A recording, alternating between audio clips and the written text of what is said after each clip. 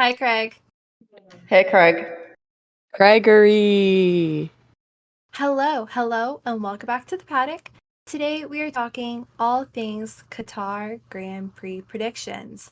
On today's episode, you have Meg, Ito, and myself, Hannah. So let's go ahead and get started with a little history on Qatar with Ito. Yeah, so we're back to racing with the Qatar GP, which, fun fact, is the first time that we ever have back-to-back sprint race weekends in F1 ever. Because in 2 weeks at COTA, we'll have another sprint race weekend. But first, let's talk about the Losail International Circuit and its short but sweet history. The inaugural race was held in 2021, and it represents F1's expansion into the Middle East, and it adds to the growing number of non-European races in the championship. Even though the 57-lap race has been on the calendar since 2021, last year in 2022, it wasn't held due to the FIFA World Cup, aka Soccer World Cup, being held in Qatar around the same time as the race would have taken place, and it was just too much for the region. In terms of the track, though, while it was a late addition in 2021 due to the cancellation of the Australian GP earlier that year, it in itself is no stranger to racing, having been originally built for bike racing. And because of that, it's a very fast and flowy 5.419 kilometer, aka 3.367 mile long track with 16 high-speed corners and a single DRS zone.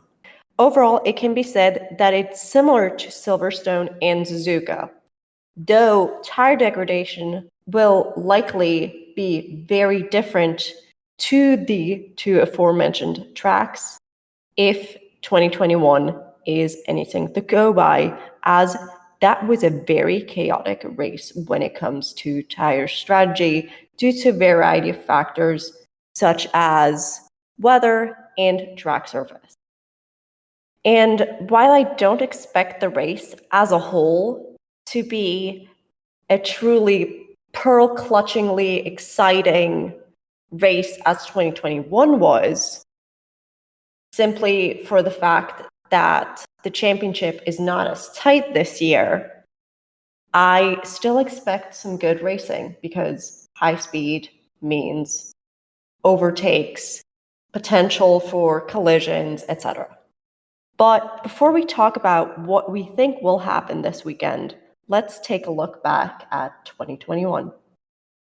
So let's get back into practice, quali, and race day from the 2021 Qatar GP. So to start off in FP1, we saw Max top it out in P1, followed by Pierre Gasly in P2, and Valtteri Bottas in P3.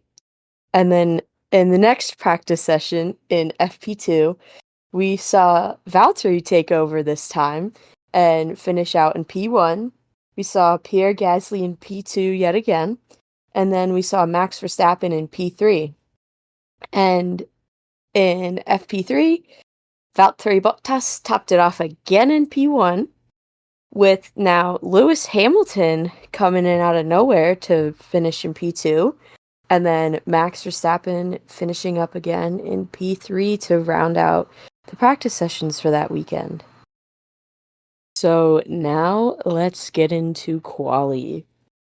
Lewis Hamilton delivered one of his most dominant qualifying performances of the whole season to take pole position for the inaugural Qatar Grand Prix, with championship title rival Max Verstappen starting next to him on the grid in P2.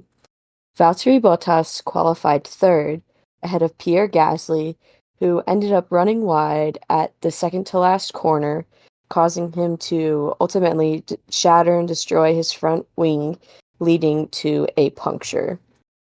That forced some drivers to ultimately back out of their push laps, although Fernando Alonso and his first effort was still good enough to qualify 5th for the race in what was only his second top 5 start of the last 5 races.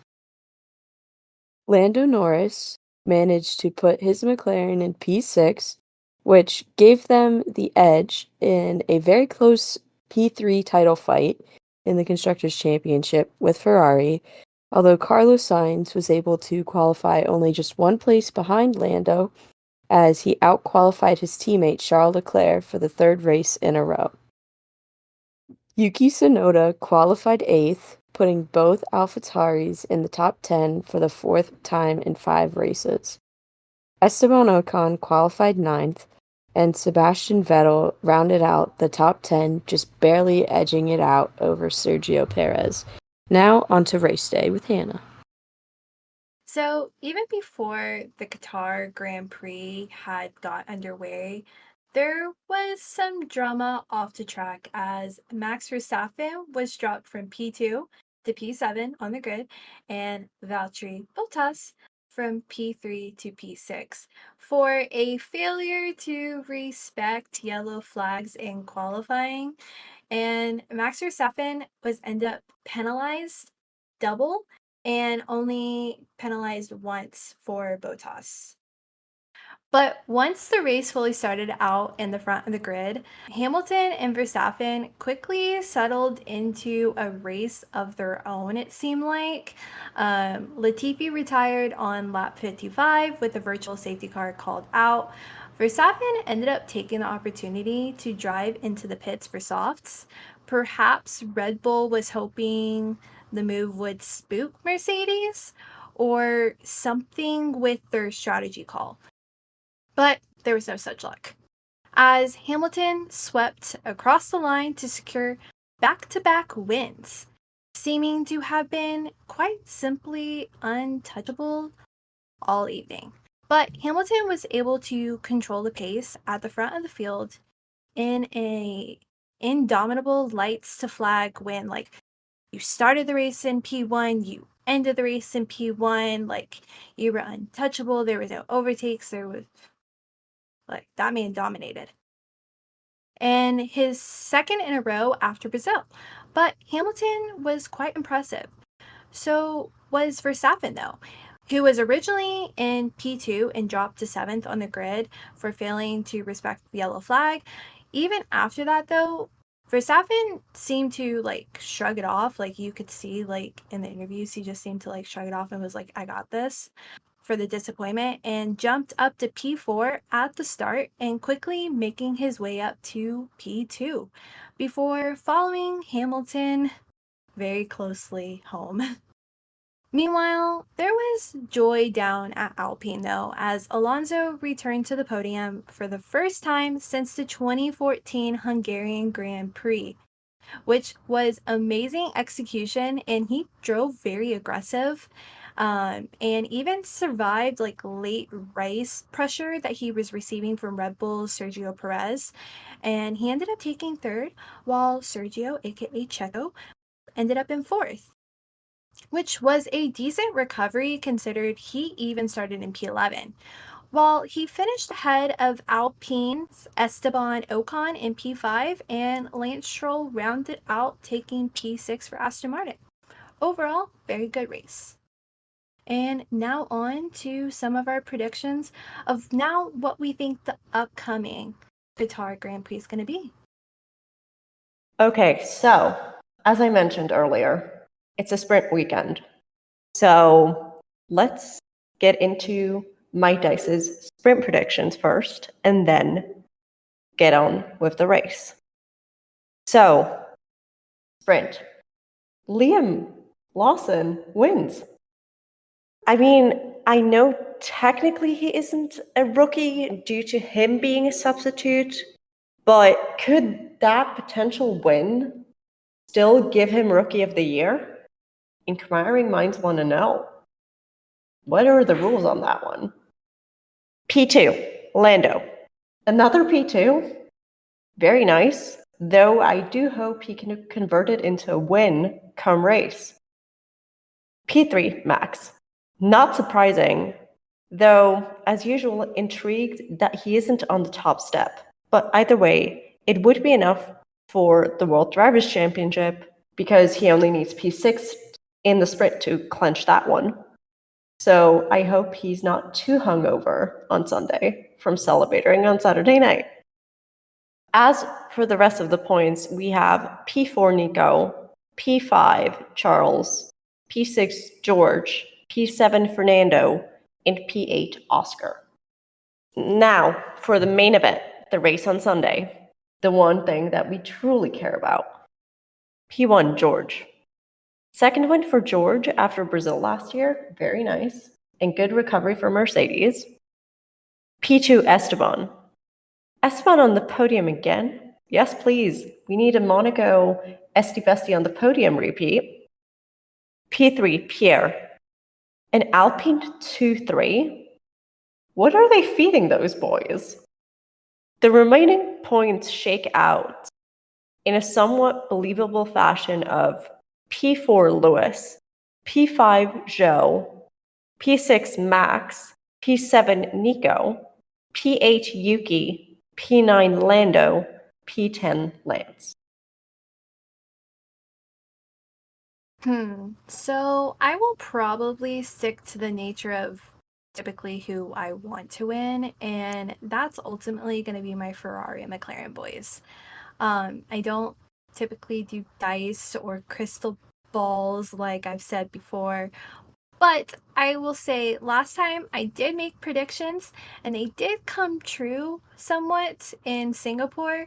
So I'm just hoping that happens again because whatever luck that I did last time, I'm hoping it repeats for my sake because I was super happy and I know Meg was as my favorite, like as my fellow McLaren girl.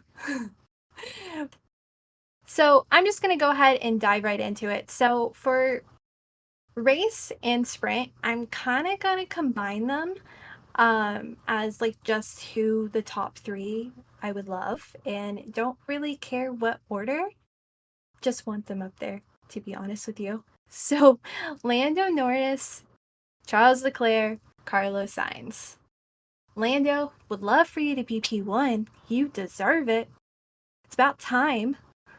But I would also be okay with Charles and Carlos because I also love them and think that they both appreciate it and need it as well. But I also would be super happy to see Alex Albon up there for sprint or race or even just in the top 5 and get driver of the day because let's be honest, he's a great guy and I love his personality. And I just really want to see the grid do good and have a fun and exciting race weekend. But I'm not holding my breath too much because Max Verstappen, domination era. So if he gets up in P1, I wouldn't be upset. I wouldn't be surprised. But there's worse people to be up there. So who knows? Now, I have not done one of these in a while, but now that my McLaren boys are back on top, I am so happy to be back doing these. For the sprint race and the actual race, although I hate to say it, I think Max will most likely win both of those, and it would be cool to see because, like Ito mentioned, he would win the Drivers' Championship this weekend with a P6 or higher. So good for him, I guess. Congratulations. But I'd like to see someone else there.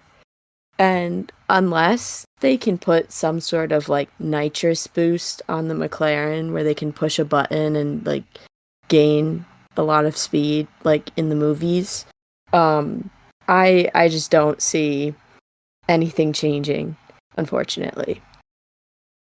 Although I would love to see Lando get his maiden win at Qatar, and I think he definitely deserves it by now. I'm going to put him in P2 because he's been finishing there a lot recently, and if he can't win, that's the second best thing to winning, I guess, is coming P2, although it kind of stings a little bit because you didn't get that win. But I think he's accepted by now that he's not going to beat Max at this point in the season. So You take what you can get. And for P3, I'm going to put Oscar there for both races. He did it last race. I think he can do it again, especially now that he has the same upgraded McLaren that Lando has. And love to see the rookie get another podium. I love both of them, and it just makes my heart so happy that they're both doing so well right now. But if we don't see either of them on the podium, I think we may see one or even both Ferraris at the top.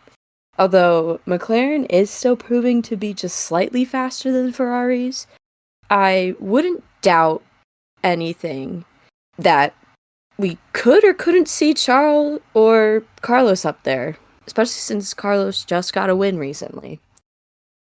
And like Hannah mentioned, I would love to see Alex in the top 5 or even just the top 10. I mean, that man deserves it. He's driving the heck out of that Williams car, and I want him to be on the podium again, like he was in F2, F3, and when he started in F1, I believe he was on the podium once. So I'd love to see it again, and he deserves it.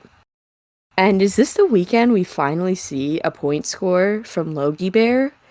Or will we go another weekend without points? I hope for his sake that he's able to score, like, a point, just so he can say, like, he did it. But if he doesn't, I'm kind of scared for poor old Logie Bear for next year. I hope he can stay in F1 to get to prove himself. But I don't know. We'll see. I'm rooting for you, Logie Bear. Woo! And now probably onto one of my favorite things that we do is let's dive into some recent topics that have been released coming into Qatar and have some fun with it. Let's get started. So, from one driver that has 0 points to another driver that has 0 points, Daniel Ricciardo. While it was rumored when he first injured his hand at Zandvoort that he would be back in time for Qatar, doesn't look like it. It looks like Red Bull is giving him some more time to recover and is aiming a COTA return in 2 weeks. And honestly, while I am somewhat surprised, I'm not 100% surprised because they gave him the contract extension already. And COTA is, for lack of a better word, his home race. You did my man so dirty with that. So dirty, but it was so true. I hate you for that. Yes, I mean, Danny's home race, let's just say it, it's COTA, and I'm personally excited to see him race in COTA, and if he doesn't race in COTA, I will be upset, because I'm going to be there. So you have to be there, Danny, so if you hear this. My question is, how is he gonna top his entrance from last year? What is he gonna do to top riding in on a horse with a cowboy hat and like a red, white, and blue shirt? Didn't he walk in with like someone playing the guitar too? Like what will this man do to top that? That is my question. The guy was playing a ukulele. It was super funny to see, and I think he's going to come in on a horse again, if not like a mule, which is a donkey, just because he's that type of person who embraces like the Texas culture, and I think he loves it. And then also, I think he does it sometimes for shits and giggles, and it fits him. I will honestly be looking forward to see what his entrances are. Who knows? I could even see this man just coming in on like a scooter. I mean, while I do know that the honey badger is not the national animal of the US, nor the state animal of Texas, he has talked about wanting to enter the paddock with a badger or even a honey badger on a leash at some point. So, what if he does that in COTA? I feel like we could also see Danny potentially enter on a Longhorn if like you're even able to do that because isn't he obsessed with like the Longhorns, like the UT, like whatever the Orange College is in Texas. I get them confused. But I UT of could see him. Austin. Thank you. I could see him riding in on one of those things too, or walking in with one of those things on a leash. I don't know. I don't even know where you'd get a Longhorn, but I guess anywhere. Um, So, from Danny, we move on to other things to do with the Qatari GP because they're introducing concrete slabs in order to deter drivers from using too much of the track and therefore running the risk of getting track limits violations, which after Austria this year, feel like it's a good move, but we'll see whether it actually works. Because it could also be dangerous because concrete slabs that close to the edge, that also, like, if they crash into that, hey, that very much reminds me of F1 of the 80s and 90s. Oh, I got it. Okay, sorry. My bad. Doo-doo-doo. Okay. So, track limit violations is a topic that you kind of see in every race throughout the year. And it's something that we have heard a little bit more predominantly this year. To the point, Max Verstappen almost got black flagged at 1GP for exceeding track limits. Too much. I am interested to see if the FIA is going to relax said track limits or said GP tracks are going to do that because I wonder if they're starting to realize, hey, like these guys got more potential than what we're allowing them to, like let them go. But at the same time, you almost need those track limits there to keep each other safe. So it's a catch 22. It's like, why would you make the car go that fast if you can't go that fast on the track? But I don't understand the concrete slabs. That sounds very dangerous. I'm just gonna throw that out as I just why would you want to do that? I mean, people get injured so often in Formula One. Let's not. And then we talked about this on our last episode slightly, but some new developments have come out after the FIA has approved Andretti to be the 11th team on the grid. But because it's F1, just because the FIA approves a team to join doesn't mean they will actually join because there's like commercial stuff that needs to be discussed. The other teams have to agree, etc. But a lot of people are now saying that because the FIA approved it, it would be a very bad look if other teams, commercial rights holders, etc., said no to Andretti. Because it's basically the FIA deemed it safe for an 11th team on the grid. I mean, the rules state there are up to 24 cars allowed on track at any given time, so there could even be 12 teams, technically speaking. But still, it will be interesting to see. I, for one, personally like the addition of another team to the F1 grid just because it gives another 2 opportunities for 2 more drivers to become an F1 driver. I said driver a lot there. Whoa. But, anyways, it's hard enough to get a seat in F1 as it is. So, the addition of 2 more spots is awesome. And I wonder who would fill those spots. I know they talked about wanting an American driver, at least one of them, to fill the seats. So, will we see a Colton Herta and a Logan Sargent driving for Andretti in the future? The world may never know. I wouldn't be surprised if Andretti got fully approved. It would bring 2 more team like team members, drivers to the grid. So we would see a little bit more of an interesting change, maybe. It would bring another team to fight for the Constructors' Championship. And I mean, I'm not against it, but I feel like getting into Formula One is a battle as a team. And they got a long road ahead of them. And so I'm interested to see like how it goes throughout this process. I feel like Andretti does have a nice foot to stand on, though, just because it is Andretti Autosport, and Andretti has been a big name in motorsport for a very long time.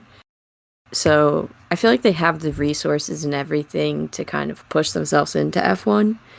So I feel like they'll have an easier time than maybe someone else who would like to join F1 in the future.